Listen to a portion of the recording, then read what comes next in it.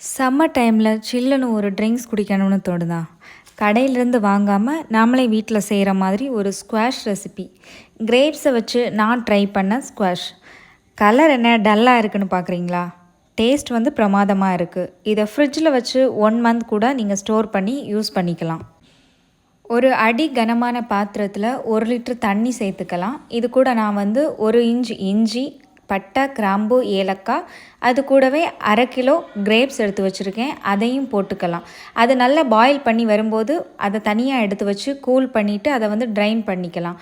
White கிளாத்தில் drain பண்ணிங்கன்னா இன்னும் கூட நல்லா இருக்கும். இதை எடுத்து நம்ம வந்து இன்னும் மறுபடியும் ஒரு அடி கனமான பாத்திரத்தில் வச்சு அதை வந்து நம்ம ஹீட் பண்ண போகிறோம். இதுக்கு வந்து 250 கிராம் வந்து சுகர் வந்து ஆட் பண்ணிக்கிறேன். இந்த தண்ணியோட அளவு வந்து பாதி ஆகிற வரைக்கும் இதை வந்து ரொம்பவே ட்ரைன் பண்ணி எடுத்துக்கிட்டு தேவையான ஐஸ் க்யூப்ஸ் போட்டு அதில் கொஞ்சமாக ஸ்குவாஷ், அது இல்லைன்னா கொஞ்சம் அதிகமாக இருந்தால் கூட பிரச்சனை இல்லை, கொஞ்சம் அதிகமாகவே ஸ்குவாஷ் ஆட் பண்ணிவிட்டு கொஞ்சமாக உங்களுக்கு தேவையான அளவு சில்லுன்னு வாட்டர் சேர்த்து சர்வ் பண்ணிங்கன்னா ரொம்பவே டேஸ்டான ஸ்குவாஷ் ரெசிபி